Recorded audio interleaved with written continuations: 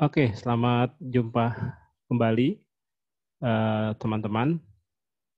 Kali ini saya akan membahas tentang soal kaidah pencacahan. Sebelumnya sudah saya jelaskan tentang konsep yang berkaitan dengan kaidah pencacahan ya, dimulai dari aturan perkalian, kemudian aturan penjumlahan, dan kemudian faktorial, kombinasi, dan permutasi. Nah, kali ini kita akan bahas soal-soal yang berkaitan dengan kaidah pencacahan. Langsung saja, saya mulai dari nomor 1 ya. Diberikan soal seperti jika n faktorial per n-2 faktorial sama dengan 56, maka nilai n plus 2 yang memenuhi sama dengan berapa?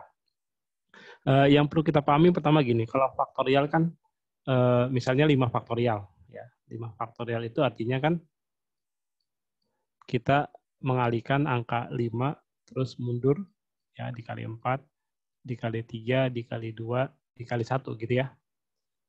Sampai mundur angka 1. Jadi kalau misalnya 100 faktorial, ya kita kalinya dari angka 100, kemudian 99, terus mundur ya sampai akhirnya angka 1. Seperti itu. Nah, bagaimana kalau misalnya bentuknya berbentuk variabel, misalnya n faktorial. Berarti kalau n faktorial kita jabarinnya n ya dikali n-1 gitu, kemudian dikali n-2, kemudian dikali seterusnya sampai 1 gitu ya. Nah, logikanya bentuk n faktorial secara ideal kan bentuknya seperti ini ya. N dikali n-1 dikali n-2 terus sampai 1 akhirnya. Nah, sebenarnya sama aja kalau saya tulisnya begini. N dikali n-1 sampai angka 1 ini sama saja saya tulis n-1 faktorial enggak?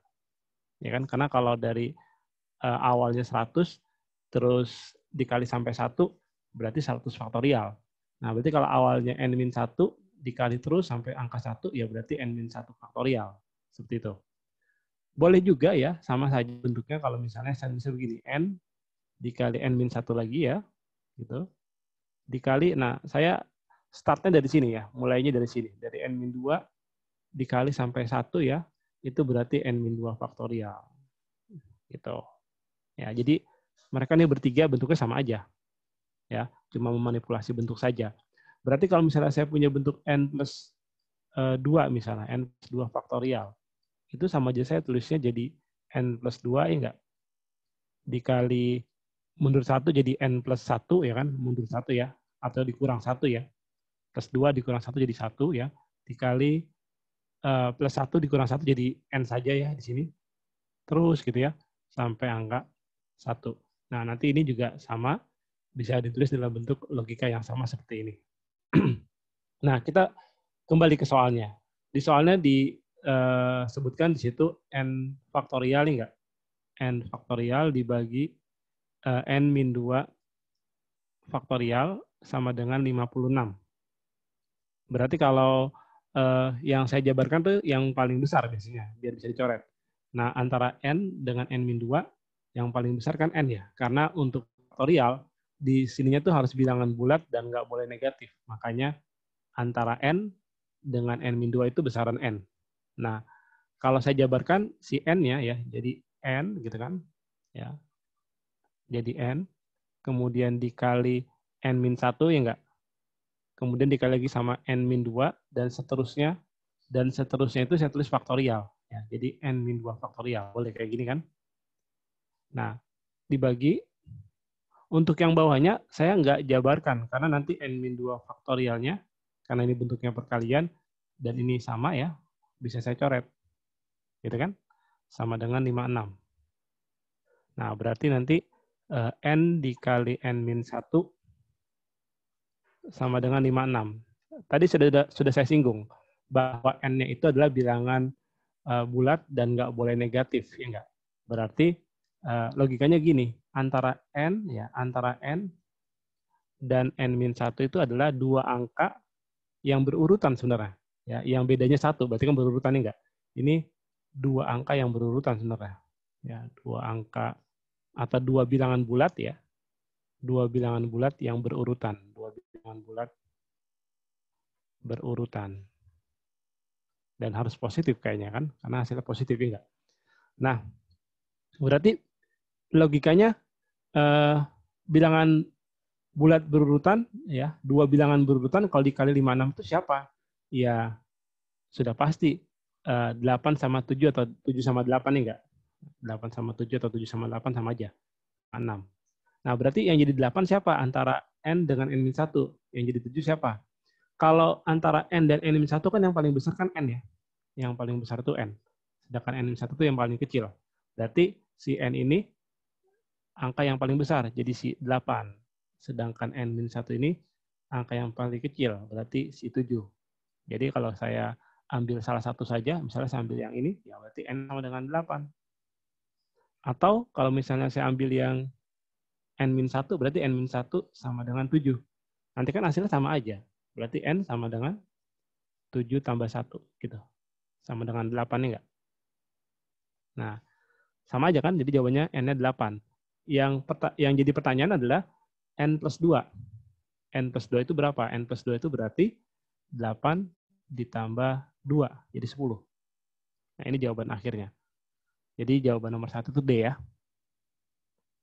Ya, bisa dipahami ya tentang konsep faktorial. Saya lanjut ke nomor kedua ya. Ini saya tutup. Nomor 2 ini sama ya, cuma bentuknya agak lebih rumit.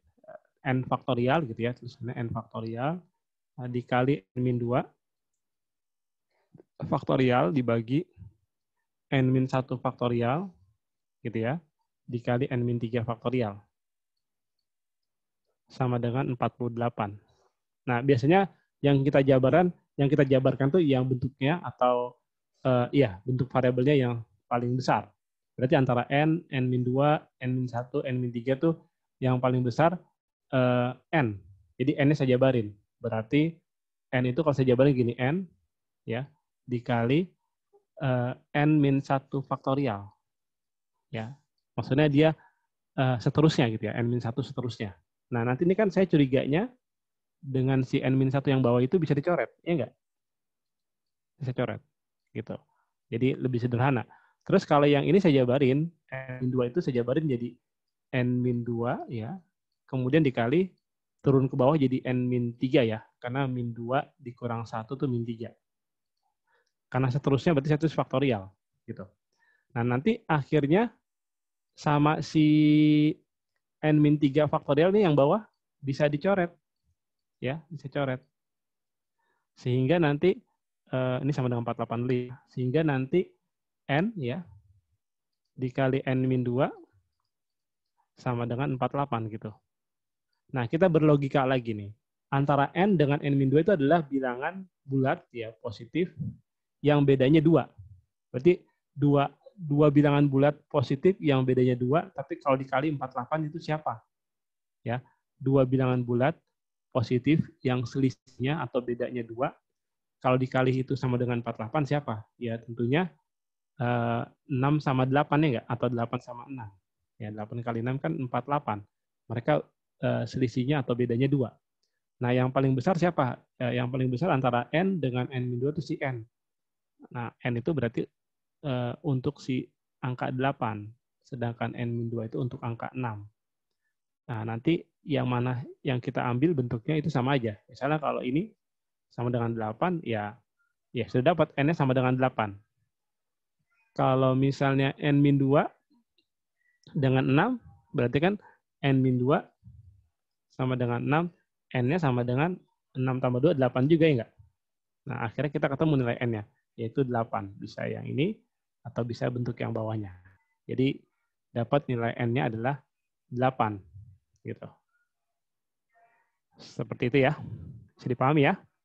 Jadi, memang untuk faktorial itu, angkanya nggak boleh negatif, dan juga nggak boleh desimal atau bentuk pecahan. Dia harus bilangan bulat. Boleh 0 ya. Karena nanti 0 faktorial itu, seperti yang sudah saya jelaskan di awal pertemuan ya, dia 1.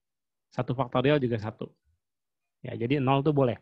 Ya, 0 bisa ya, dia bilangan bulat yang nggak negatif, nggak juga positif. Ya. Oke, saya lanjut nih ke nomor 3 ya. Nomor 3 n plus 1 faktorial per n min 2 faktorial sama dengan n faktorial per n min 4 faktorial. Ya. Jadi ini dua ruas bentuknya.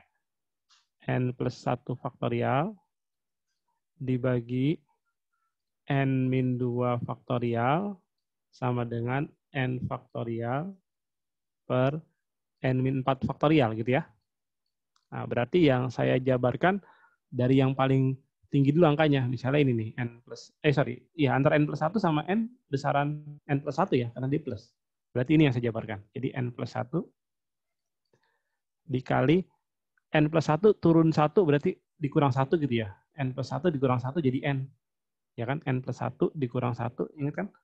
N plus 1 dikurang 1 ya jadi n ya enggak? Ya, ini kan dari n plus 1 turun jadi n, karena n plus 1 dikurang 1. Faktorial, karena dia seterusnya gitu ya. Sama dengan ini n faktorial. Karena beda ruas, sama-sama di atas ya, itu kan bisa dicoret ya. Ini jadi 1 di sini gitu kan. Terus, antara n-2 faktorial sama n-4 faktorial besaran n-2 ya enggak? Nah, n-2-nya yang saya jabarin. n-2 dikali n-2 dikurang 1 berarti n-3 ya. Terus n-3 dikurang 1 jadi n-4 ya. Dan seterusnya itu berarti pakai faktorial. Nanti bisa dicoret sama ini nih. n-4 faktorial. Gitu. Itu saya coret. Nah, akhirnya saya bisa kali silang ya. n-2, n-3 saya kali ke sana. Jadi n plus 1 sama dengan n-2 dikali n-3 dikali 1. Jadi n-2 dikali n-3. Gitu.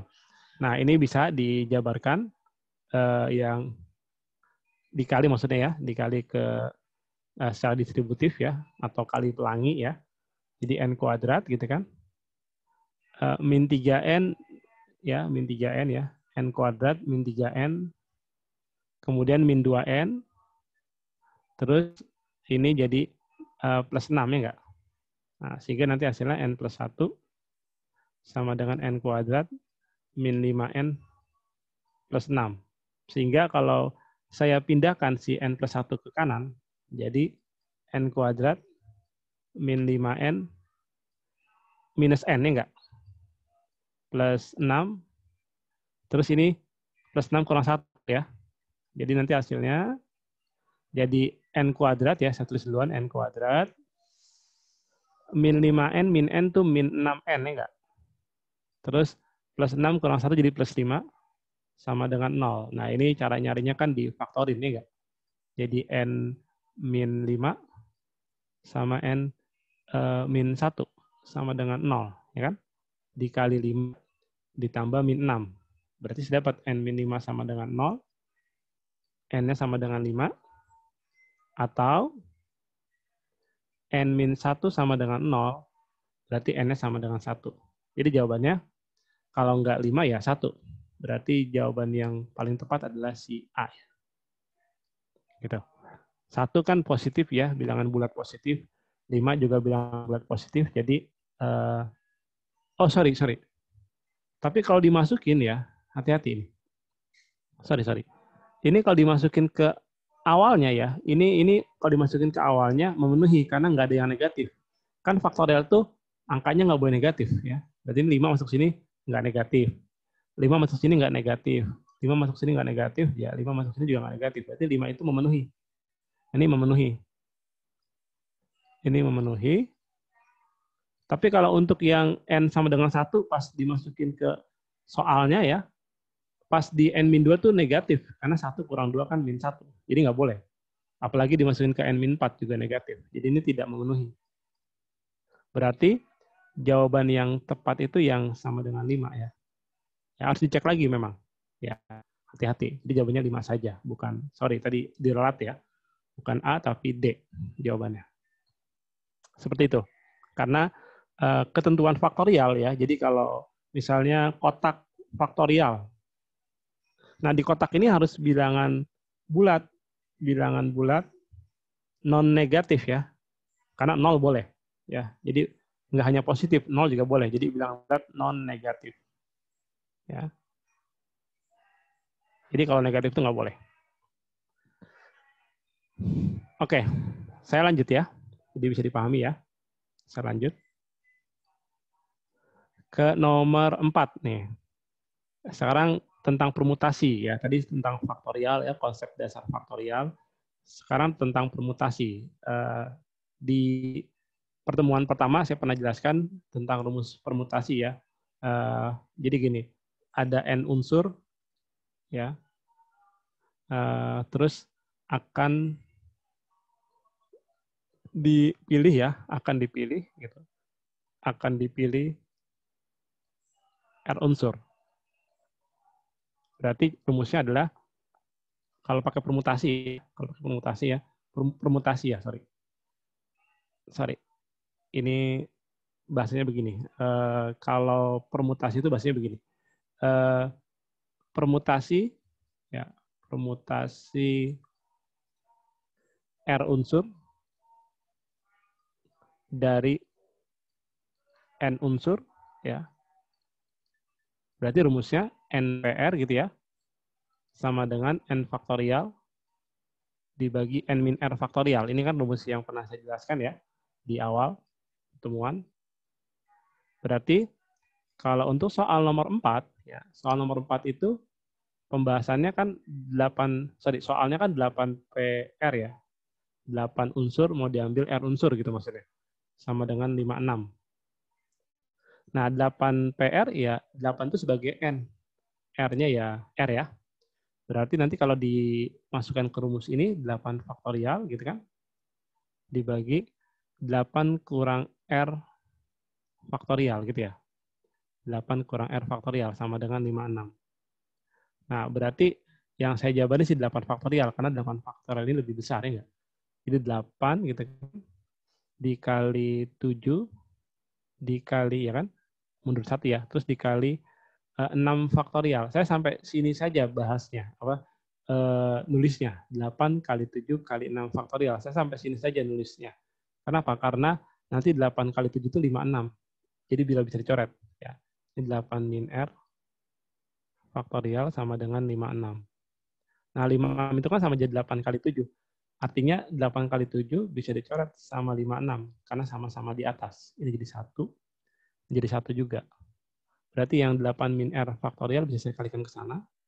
Jadi tinggal 6 faktorial sama dengan 1 dikali 8 min R faktorial itu enggak ngaruh ya.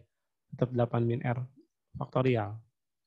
Nah, artinya kan sama aja ini faktorialnya hilang. Jadi 6 sama dengan 8 min R. Atau R sama dengan 8 kurang 6. Jadi R-nya 2. Seperti itu. Ya. Jadi jawaban yang tepat adalah A ya. R sama dengan 2. Seperti itu. Ya, bisa dipahami ya. Kita lanjut ya ke soal berikutnya, itu soal nomor 5. Ingat aja nih rumus permutasi ya. Tolong dibedakan dengan rumus kombinasi, jangan sampai disamakan. Lanjut ya nomor 5. Nomor 5 ini sama tentang permutasi ya. Jadi langsung saja saya bahas.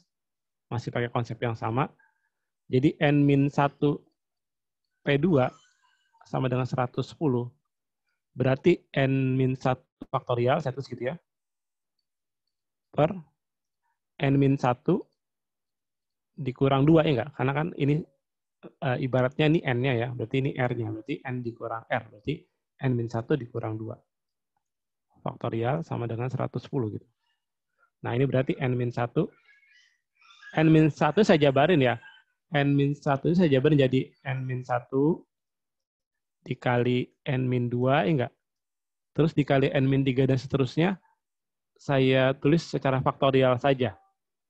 Kenapa saya tulis secara faktorial? Karena pas di bawahnya saya lihat min 1 kurang 2 itu jadi min 3 faktorial ya enggak? Jadi bisa saya coret nih. Gitu. Sama dengan 110. Jadi akhirnya kita ketemu pola yang sama tadi ya, kayak soal-soal sebelumnya, yaitu N-1 kali N-2 sama dengan 110. N-1 dengan N-2 itu artinya dua angka yang bedanya 1, ya enggak? Dua angka, ya dua bilangan bulat gitu maksudnya.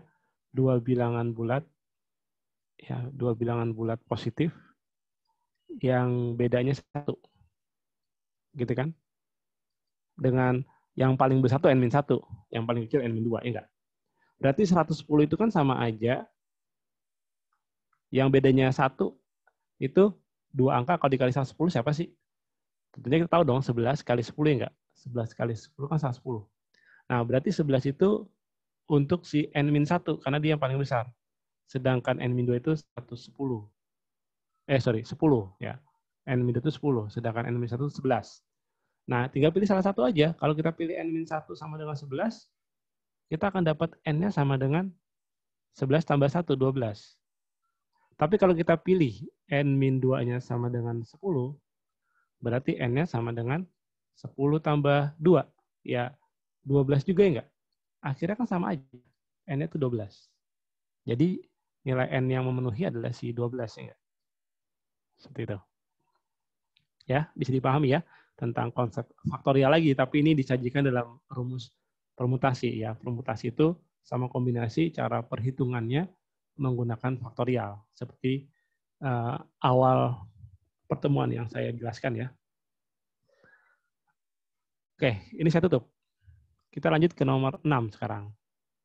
Sama nih. Oh, ini soalnya sama ya. Nomor 5 sama nomor 6 soalnya sama.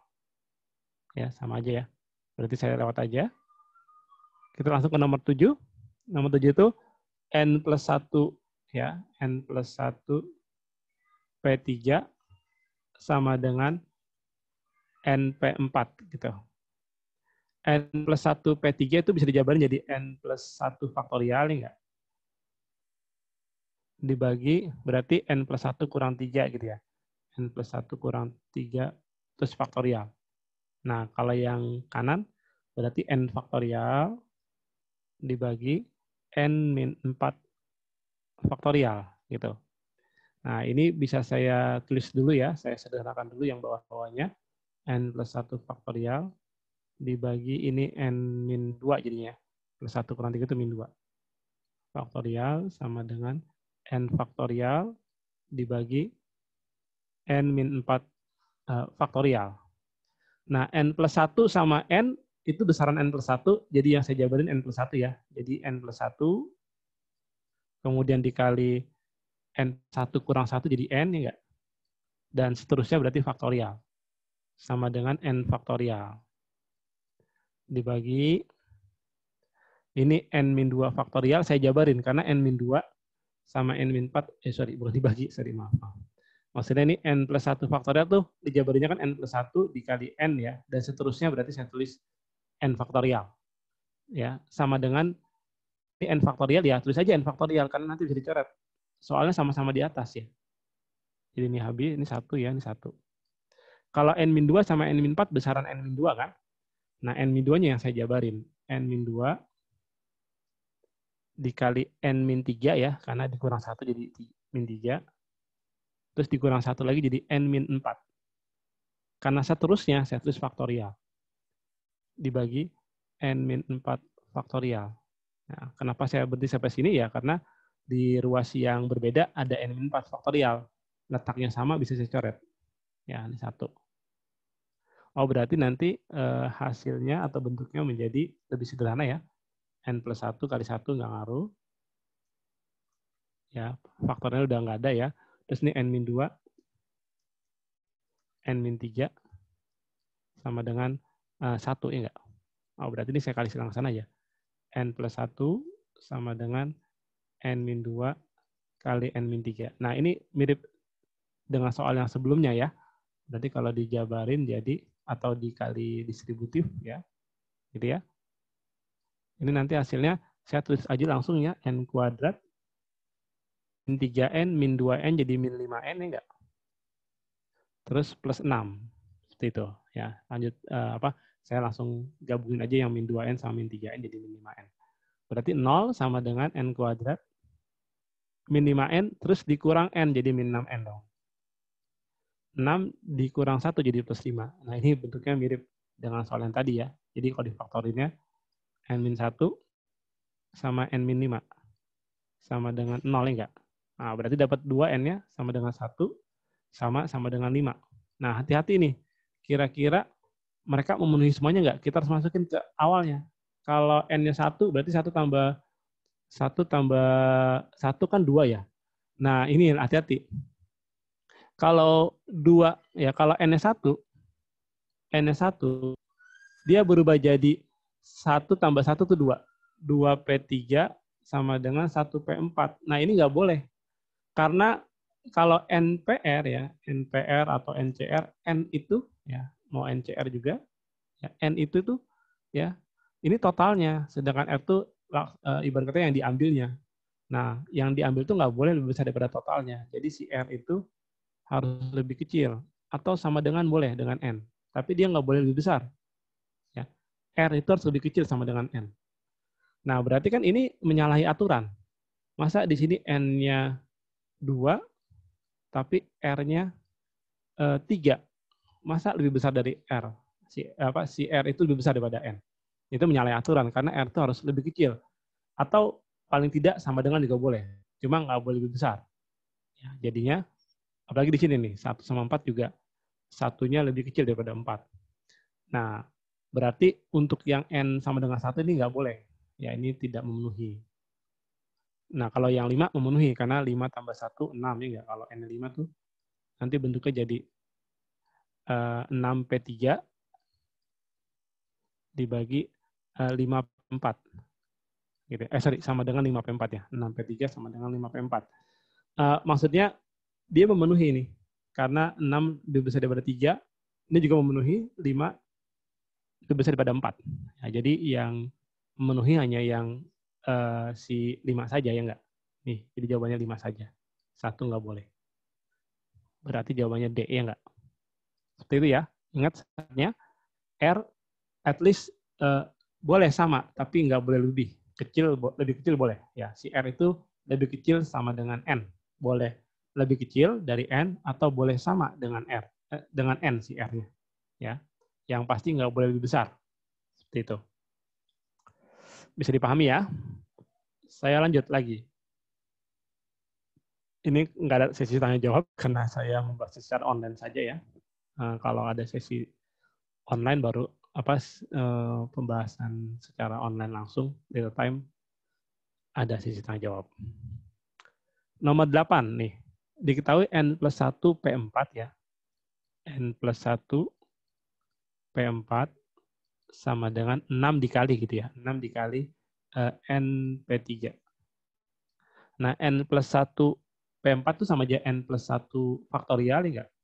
N plus 1 faktorial dibagi N plus 1 dikurang 4 faktorial sama dengan 6 dikali NP3 berarti N faktorial dibagi N-3 faktorial, enggak? Sebentar. Saya lobet nih, sebentar ya. Oke, kita lanjut. Jadi NP3 itu dijabarinnya N faktorial per N-3 faktorial, enggak? Sehingga nanti saya dapat bentuk sederhana jadi N plus 1 faktorial dibagi N plus 1 kurang 4 jadi N-3. Enggak. Faktorial sama dengan 6 dikali, nah si N ini saya jabar dikali N faktorial deh, dikali N faktorial dibagi N-3 faktorial. Ya. Karena yang saya jabarin harus yang ini. Ini saya coret. Habis. Ya, sama bentuknya soalnya. Nah, N plus 1 faktorial ya, ini dijabarin jadi N plus 1 dikali N plus 1 kurang 1 jadi N, enggak? Seterusnya itu berarti faktorial. Sama dengan 6 dikali N faktorial.